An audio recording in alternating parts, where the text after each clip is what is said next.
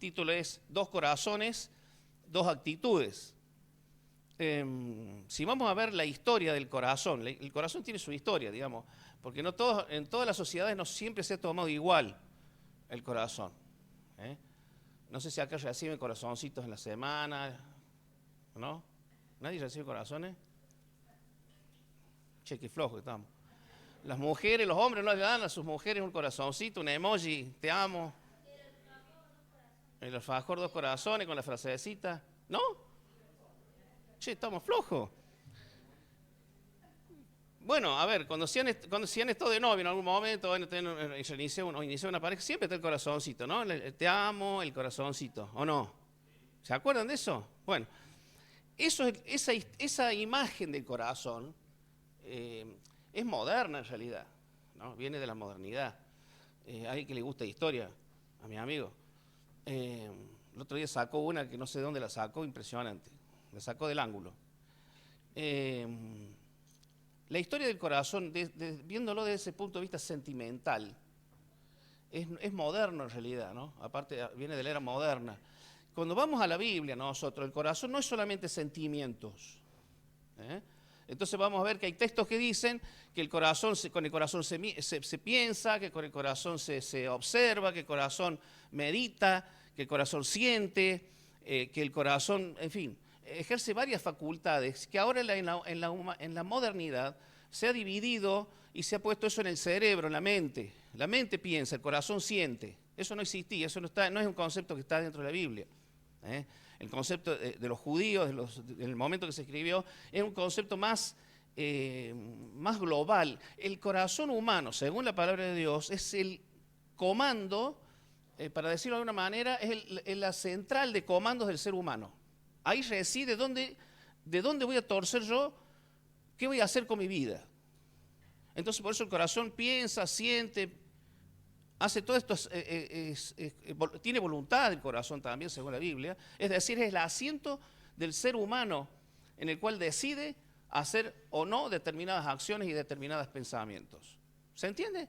Entonces no es el corazón que vemos ahora sentimental, no es el corazón de los enamorados, no. El corazón en la Biblia es eso, es el centro de la voluntad, es el centro del pensamiento, es el centro de los sentimientos del ser humano. Es decir, por eso dice el libro de los Proverbios, ¿cómo dice? Que cuidemos ¿qué? El corazón. ¿Por qué? Porque de él mana la vida, es decir, la fuente de la vida está en el corazón. O sea, calcule la importancia que Dios le da al corazón. Porque con el corazón involucramos los pensamientos, involucramos los sentimientos, y también el raciocinio, la razón, ¿no? Vamos a ver un hecho en Lucas capítulo 10, vamos a Lucas capítulo 10, los últimos versículos del 38 al 42. Vamos a ver por qué le hemos puesto dos corazones y dos actitudes. Porque como hemos dicho, y como dice la palabra, de acuerdo al corazón, dice el libro de los Proverbios, tal es el corazón, tal es él, ¿no? El libro de los Proverbios, si el corazón es de determinada manera, sus actitudes, sus pensamientos, sus acciones van a ser de determinada forma. Es decir, en el corazón se decide, en el corazón, en la intimidad de la persona se decide qué vamos a decir, qué vamos a hacer y cómo vamos a actuar. ¿Sí? Y acá lo vamos a ver claro. Lucas capítulo 10, versículos 38 al 42. Dice el pasaje, aconteció que yendo de camino, está hablando de Jesucristo, de Jesús, aconteció que yendo de camino entró en una aldea y una mujer llamada Marta le recibió en su casa. Esta, o sea Marta, tenía una hermana que se llamaba María, la cual sentándose a los pies de Jesús oía su palabra. Pero Marta se preocupaba con muchos quehaceres y acercándose dijo, Señor, ¿no te da cuidado que mi hermano me deje servir sola? Dile pues que me ayude. Respondiendo Jesús le dijo, Marta, Marta, afanada y turbada estás con muchas cosas, pero solo una cosa es necesaria. Y María ha escogido la buena parte, la cual no le será quitada. Si vemos en el plano, está ahí en la primera imagen, creo, ahí está, más o menos se ve. No dice acá el pueblo, en Juan sí lo dice, estaban en Betania. Esta era una familia, estaba en Betania, ¿no? y está muy cerquita de Jerusalén, está a 3 kilómetros de Jerusalén. Por eso casi no se nota la distancia, no se ve la diferencia entre Jerusalén y Betania. Era un pueblito chico que estaba a 3 kilómetros al este de Jerusalén. No sé a qué localidad, o qué es, el centro está menos de 3 kilómetros, ¿no? Está a 3 kilómetros más o menos. ¿Capaz que más?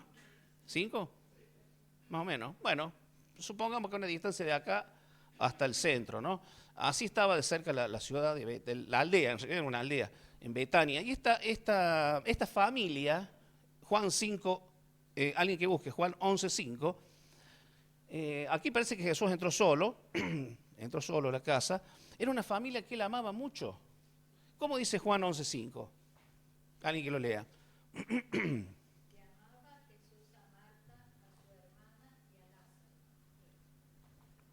Los enumera todos, era una familia. No se menciona papá y mamá, se menciona 3 hermanos. Lázaro, que si ustedes recuerdan fue el que después resucitó, Marta y María. Y el énfasis que hace, ¿no? Jesús amaba a esta familia. Entonces él, yendo de camino, aparta un tiempo y va a posar a la casa de esta familia que él tanto quería. Posiblemente Marta, si vemos después en Juan 11, cuando habla de la resurrección de Lázaro, era la primera que fue a buscar a Jesús, es la primera que fue a hablar. Posiblemente era la hermana mayor, la que estaba un poco más encargada ahí de la casa, ¿no? Y acá también la vemos, ¿no? Que posiblemente también su carácter sea también el más extrovertido, el que más iniciaba ¿no? las relaciones. Y en ese momento le reprocha a Jesús y le dice, ¿por qué no viniste antes? En fin, esa es Marta, ¿no? Una personalidad y una mujer, digamos, con su carácter, ¿no? Y posiblemente sea la hermana mayor. Y acá también dice, Marta le recibió en su casa, como diciendo, ella era la manda más en esa casa, para decir de alguna manera. Eso es el versículo 38. Versículo 39. Acá vamos a ver las dos actitudes, ¿no? Las dos actitudes totalmente distintas de las hermanas. María, ¿cómo la encontramos? ¿Qué dice el texto? Sentada a los pies de Jesús. Ustedes saben que en esa época estar sentados a los pies de alguien, en este caso de Jesús, era síntoma de ser discípulo. Los rabinos, cuando ellos enseñaban, se sentaban y a sus pies, en esa posición, estarían sus discípulos, ¿no? Entonces aquí María está mostrando gestualmente y en actitudes y con su atención ser una discípula de Jesús. Y acá hacemos paréntesis. Nos hablan hoy de feminismo, nos hablan un montón de cosas. Y en esto cristianismo y Cristo fue disruptivo, hermano, porque antes no se aceptaba que esto fuese así. La mujer no tenía derechos ni siquiera a ser un discípulo de un rabino. Tan era la postergación que tenía la mujer que ni siquiera podía ser discípulos de una persona. Esto así leído, hoy lo leemos nosotros tan fácilmente, es ya para la época, ¿no? Tener una discípula mujer, y después vemos en los relatos bíblicos que había muchas mujeres que le seguían, dice, ¿no? Y las nombra. Es más, las mujeres fueron las primeras testigos de la resurrección de Jesús. Cuando en esa época la mujer ni siquiera se era tenida en cuenta como testigo. No servía el testimonio de una mujer. Tan importante es la mujer, el lugar que Cristo le dio a la mujer y le da a la mujer, que vemos que pueden ser sus discípulos y que también son las primeras en ver a Jesucristo resucitado. Y para Dios no es importante si le tenían en cuenta los romanos, los hebreos en ese momento, no. Dios las dignifica y las dignificó y las sigue dignificando. Eso es para tener en cuenta la cultura, que esto nosotros lo leemos tan fácilmente y en ese momento era totalmente disruptivo, ¿no? Dice que escuchaba atentamente la palabra de Dios, la palabra de Jesús, ¿no es cierto? Que venía y en cambio Marta, ¿cómo la vemos? ¿Qué dice el versículo 40, la primera parte? Dice, Marta estaba preocupada, con muchos quehaceres, ¿no? Estaba Marta, ustedes supónganse, bueno, no quiero meterme en una interna familiar, pero las mujeres cuando vienen visita, ponen los hombres, nosotros, si está la casa media chueca, el cuadro medio doblado, nadie se molesta, ¿no? O no, o soy yo nomás. La mujer no, la mujer tiene que ver limpia desde la punta hasta la otra punta, ¿no es cierto? Y tiene que estar todo ordenado y está bien, no estoy criticando, no se entienda que sea una crítica. Pone el énfasis en eso, ¿no es cierto? En que esté ordenado, esté perfumado, tira todo, ¿no es cierto? Está fantástico, viene en visita, ¿no? Y bueno, Marta estaba en eso, ¿no? Marta estaba de acá para allá y bueno, y María estaba sentada. ¿No? Me hace acordar a mí, hay veces que yo estoy tirado ahí en el televisor, veo que mi mujer pasa de un lado para el otro y yo sé, no me dice nada, pero bueno, sí, ya te está diciendo algo, ¿viste? Estás ahí sentadito mientras yo te paso acá, estoy con la lavandina, con esto, lo otro. Bueno, cerramos paréntesis. Bueno, Marta estaba así, de acá para allá, atendiendo una visita. Viene Jesús a mi casa, ¿no? Viene mi Jesús a mi casa. Aplicación. Este pasaje no quiere decir, no le entendamos mal a este pasaje, no quiere decir que el servicio esté mal. No quiere decir que lo que estaba haciendo Marta estaba mal. Ya vamos a ver qué es lo que estaba mal.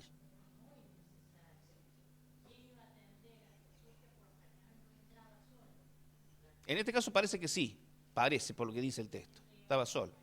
Sí.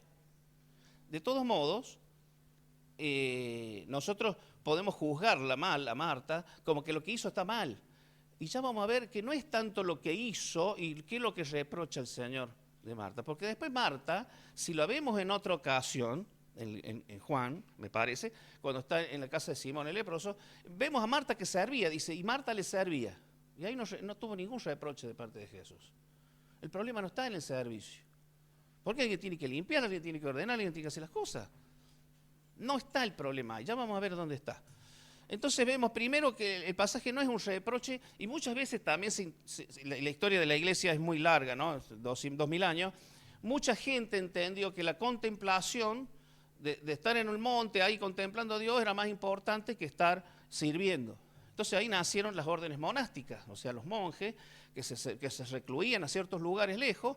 Muchas veces invocaban este texto mal usado, en decir lo importante es contemplar a Dios.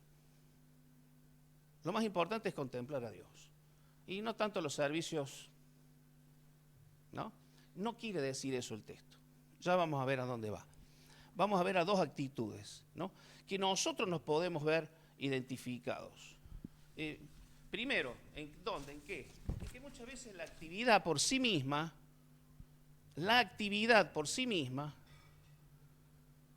no necesariamente significa que sea dada por Dios. ¿Se entiende?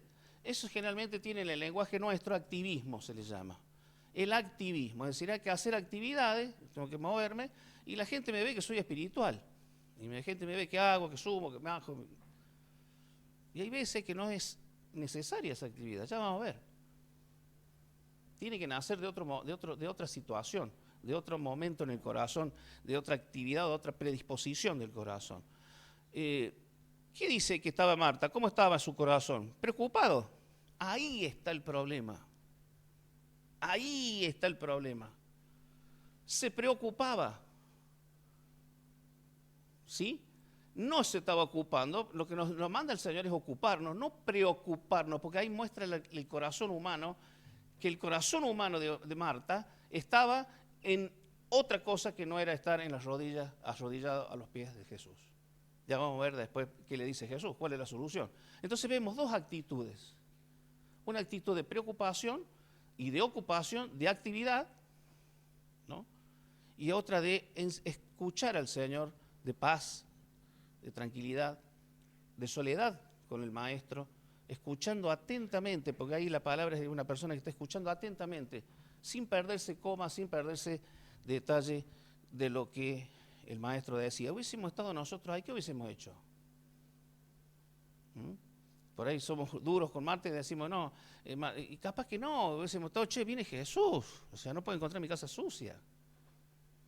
O hubiésemos sentado a decir, Señor, quiero escuchar qué tenés para mí, ¿no?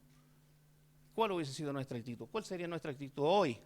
¿No? Porque esto nos interpela a nosotros, nos interpela el corazón nuestro. Nuestro corazón, ¿en qué se deleita? ¿Se deleita en las cosas que hacemos? ¿Nos deleitamos en eso? ¿Vemos nuestro fin en eso? ¿O nos deleitamos en la presencia y en la comunión con el Maestro? Entonces vemos un corazón dolido, versículo 40, ahí pasamos al segundo punto. Un corazón dolido, porque fíjense, ¿qué dice Marta? Porque de acuerdo, como dice el libro de los Proverbios, de acuerdo al corazón es la persona. Si en el corazón hay preocupación, ya vemos que Marta, ¿qué es lo que hace? 40 dice, y acercándose dijo, Señor, ¿no te da cuidado que mi hermana me deje servir sola? En el lenguaje que está escrito, la palabra, dice que ese acercarse fue algo como que se le plantó al lado y le reprochó. No fue un acercarse y decir, Señor, fíjate, no. En el idioma que fue escrito es como que se acercó y con firmeza dijo, ¿no? Con firmeza dice, Señor, no importa. Para Marta, hasta Jesús estaba estorbando, ¿no? Porque le reprocha a Jesús, le dice, ¿cómo puede ser que María está acá y yo estoy corriendo de un lado a otro? ¿Cómo puede ser? Y le dice a Jesús, le da una orden y le dice, decile, ¿cómo dice? Dile que me ayude, ¿no? Estaba tan turbada Marta, pongámonos en ese lugar, que le da una orden a Jesús, ¿no? Decir, pero qué atrevimiento, ¿no? Ahora, ¿no podemos nosotros estar en la misma situación? Siento a veces que hay circunstancias en la vida, hay problemas en la vida, hay preocupaciones en la vida nuestra, en nuestra historia.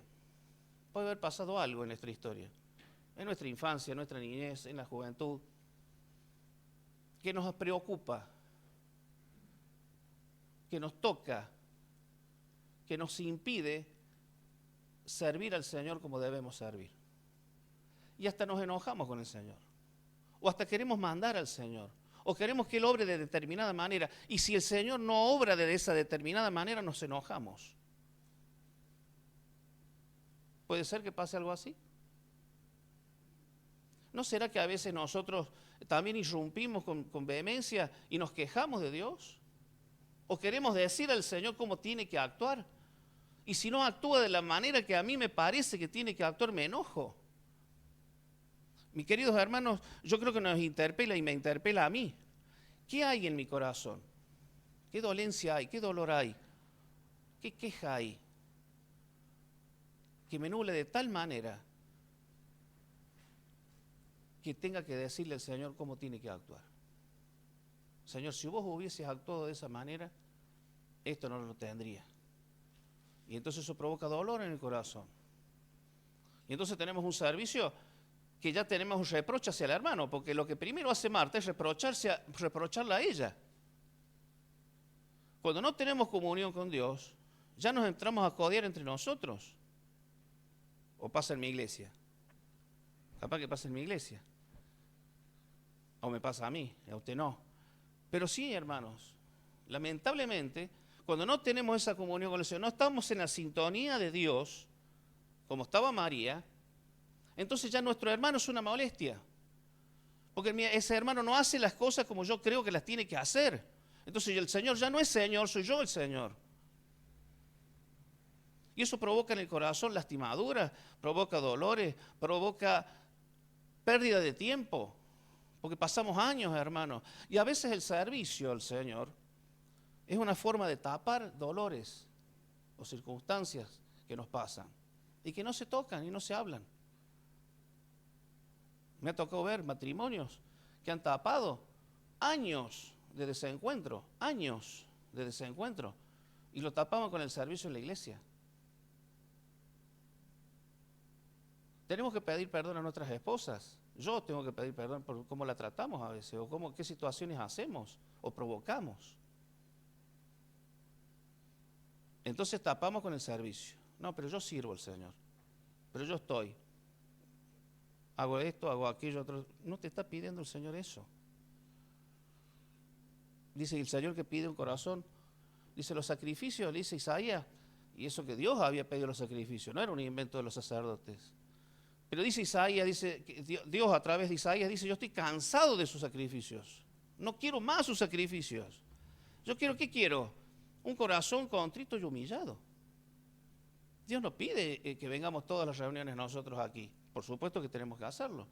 Pero con el corazón correcto. en la sintonía correcta.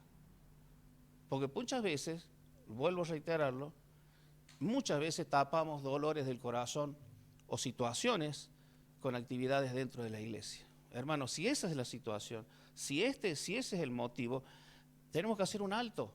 Entonces Jesús mismo tuvo que hacer un alto en la preocupación que tenía María. Porque llega el momento que esa lastimadura del corazón se produce y se hace una demanda. Una demanda hacia los hermanos, una demanda hacia Dios. Entonces vemos matrimonios infelices, matrimonios cuyos hijos se apartan del Señor, porque ven el mal ejemplo que hay en la casa, porque yo soy una cosa en la iglesia, ¿no? Delante de los otros sirvo, salto, corro, levanto las manos, las bajo, hago todo, y en mi casa soy otra cosa. ¿Sirve eso? No sirve. Porque nos estamos destruyendo, engañando a nosotros mismos y engañando a nuestros hermanos. La ocupación es prudente, sí, nos tenemos que ocupar de las cosas. La preocupación es pecado. Preocuparme y poner en el corazón en la primera posición, no a Dios, sino a mi dolor, sino a mi reclamo. Entonces ahí es cuando nosotros tenemos que parar y ponernos a cuentas con Él. Perder la paz y el gozo del servicio. ¿Cuántas veces vemos que perdemos el gozo, hermanos, en servir al Señor? Ya es una carga, venir a la iglesia, servir, ya deja de ser algo deleitoso, de gozo, y ya pasa a ser una carga. Y ya cuando pasa eso, es porque nuestro corazón necesita ser renovado, necesita rendirse, necesita comunión, necesita estar delante del Señor. Problemas internos del corazón trae problemas con las personas que están a nuestro lado, y después termina siendo una queja a Dios, delante de Dios. Entonces ahí necesitamos que Jesucristo intervenga. Y intervino, dijo, Marta, Marta, dice, versículo 41, ¿qué dice? Respondiendo Jesús le dijo, Marta, Marta. Fijémonos en la palabra de Dios, cuando muchas veces se repite 2 veces el nombre. No sé si alguien se acuerda, Samuel es un caso, ¿no? ¿Qué otro caso hay? Hay varios casos. Cuando repite 2 veces el nombre es porque algo importante tiene que decir. Estaría bueno hacer un estudio, yo creo que son 6 o 7. Abraham también, cuando Abraham iba a matar a su hijo, dice, Abraham, ¿no? A Saulo, cuando Saulo le perseguía, dice, Saulo, Saulo, ¿por qué me persigue? ¿No? Cuando Dios nombra 2 veces el nombre es porque tiene que decir algo muy importante, y acá lo hizo. Le dice, Marta, Marta, afanada y turbada estás con muchas cosas. La palabra afanada y turbada, en el idioma que fue escrito en la Biblia, afanada significa una actitud interna del corazón, que tenía el corazón dividido, ¿no? Tenía una idea que le rebotaba por todos lados y no la dejaba tranquilo. Y después la otra palabra, turbada, significa el efecto que eso produce visible ante las personas, ¿no? Ese corazón turbado provocaba en esa persona, en Marta, el ir y venir, estar, ¿no? Crispada, ¿no? Esa es la palabra quizás, crispada, ¿no? Entonces le dice, Señor, Señor, Marta, Marta le dice, estás afanada y turbada, estás con muchas cosas. Estás con muchas cosas en la cabeza. Para un poco. ¿Marta amaba a Jesús? Claro que la amaba. Pero no de la forma correcta. No podemos dudar del corazón de Marta. No podemos dudar de que el servicio que ella quería hacer era para agradar a Dios. Pero lo estaba haciendo con el corazón incorrecto. No reprende el Señor por lo que hace, sino por cómo tenía su corazón. ¿Qué llenaba su corazón? Por eso la apunta y dice, estás turbada. Tu corazón está dividido, tenés muchas cosas que reinan en tu corazón. Tantas cosas, un afán está mostrando intenso. Y el versículo 42 dice, una sola cosa es necesaria. Está en contraste con las tantas cosas que ella estaba afanada. El Señor se las simplifica y le dice, una sola cosa importante. ¿Qué dice? Una sola cosa es necesaria. Y María ha escogido la buena parte, la cual no le será quitada. ¿Cuál es esa cosa necesaria? Mis queridos hermanos, la comunión con Dios. Marta había perdido esa comunión con Dios. Había algo que había roto su corazón. Por más que la viéramos ocupada en situaciones, en cosas, su corazón, y es acá donde queremos apuntar, hermano, que quiero que le quede claro, y este mensaje me sirvió a mí y que le sirva a ustedes. El problema es el corazón humano.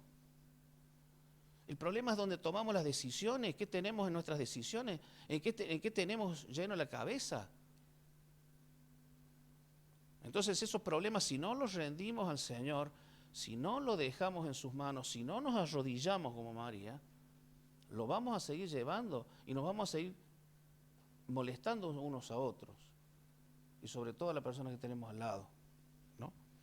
Una sola cosa es necesaria. Dice, sin mí nada podéis hacer. Pero yo creo que sí puedo hacer cosas para... Yo sí creo. Entonces nos podemos hacer esto, lo otro, y en nuestro devocional diario, bien, gracias. Hay personas que están sirviendo al Señor y hace semanas que no leen la palabra, que no tienen ni siquiera un contacto mínimo con el Señor. ¿Se puede servir al Señor de esa manera? Se puede, como Marta.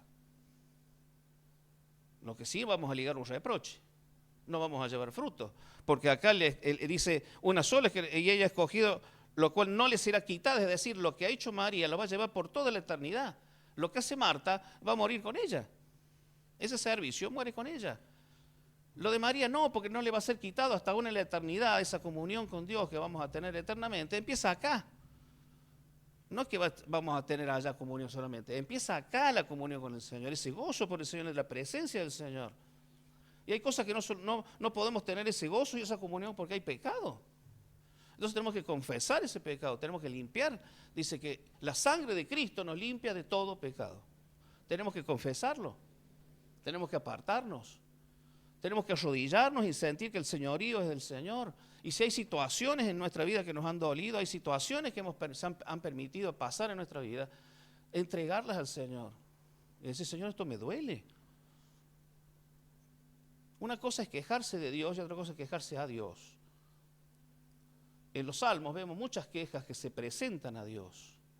Lo que no está permitido y lo que es la rebelión es quejarnos de Dios. Como pasó con Israel en el desierto, se quejó de Dios. Dice, el Señor me trajo a este desierto para pasar hambre, para matarnos. ¿A usted le parece, usted cree que Dios puede querer el desastre nuestro, el mal nuestro? Y hermanos, yo sé que hay situaciones difíciles. Hay personas que han sido abusadas. Hay personas que han pasado dolor.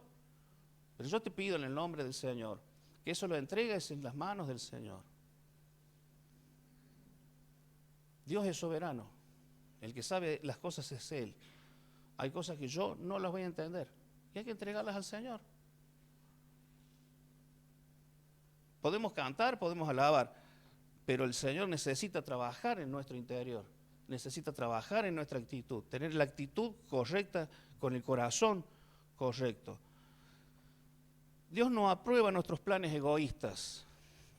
Dios no aprueba nuestros planes egoístas. A veces nosotros tenemos nuestros planes y queremos que Dios lo bendiga, como hizo Marta. Señor, hace esto, hace lo otro. Y Dios no bendice los planes nuestros, bendice sus planes. Es por eso que necesitamos, como María, estar escuchando del Señor qué es lo que Él quiere. Y créame que a mí muchas veces me cuesta. Que muchas veces tengo dudas de ciertas cosas. Y Señor, necesito redoblar las rodillas y decir, Señor, ¿qué me tenés que decir? ¿Para dónde tengo que ir? Lo peor que puedo hacer es rebelarme, es quejarme de Dios. Porque el quejarme de Dios es el himno de Satanás, es lo que Satanás quiere. Que él quiere, como sabe que la salvación no se pierde, quiere sacarte el gozo de la salvación, quiere sacarte el gozo del servicio. Quiere que seas un infeliz, que tu matrimonio sea un desastre, que seas un fracaso, que tus hijos se alejen del Señor. Vivir por el mundo, es lo que, como no te puede tocar el corazón y el alma, si sos hijo de Dios, va a tocar tu alegría, va a tocar tu gozo, va a tocar la parte donde más te duele. Por eso lo necesario es hacerlo de María, estar ante las rodillas del Señor, ante sus pies y decir, Señor, ¿qué me tenés que decir? Esa comunión que no se pierde, esa intimidad que no se pierde. Dice un gran predicador como fue Spurgeon, ¿no? Él dijo una frase que la voy a buscar, acá estaba. Él cuando le tocó predicar sobre este texto, y ya con esto termino, dice, el espíritu de Marta, él hace una confrontación entre los dos espíritus, ¿no? El espíritu de Marta dice, el trabajo está hecho. ¿No es eso todo? Es decir, estoy satisfecho con el trabajo que hice, ¿no? El espíritu de María se pregunta, ¿Jesús se agrada o no? Diferencia. todo debe hacerse en su nombre y por su espíritu, y no se hace nada. La manera de conseguir la reactivación o el avivamiento, ¿no? Podríamos decir nosotros, es comenzar en los pies del Maestro. Tienes que ir allí como María y luego puedes trabajar como Marta. ¿Se entendió?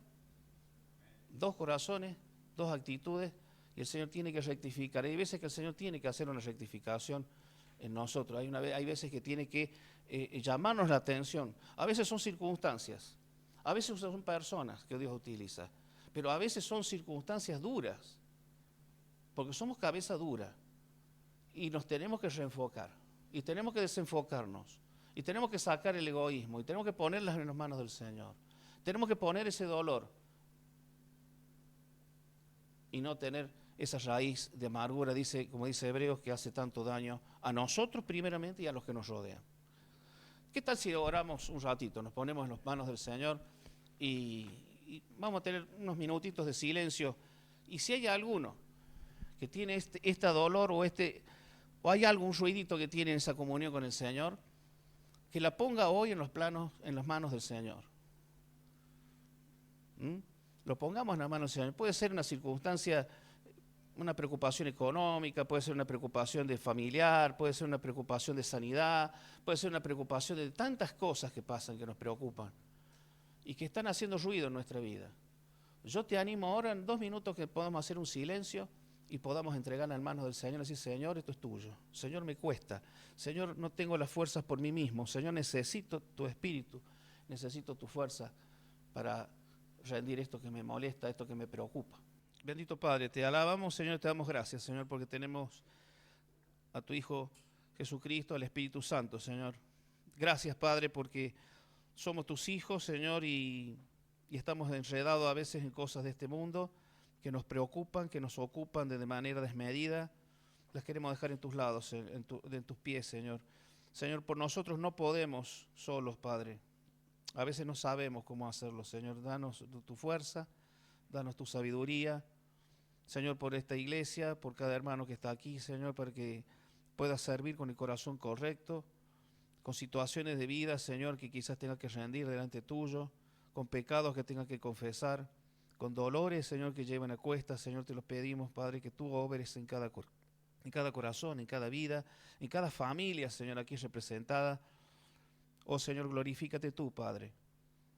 Gracias porque de ti viene el poder y viene la gloria y viene la sabiduría para actuar, Señor. Bendito Padre, nos rendimos ante ti.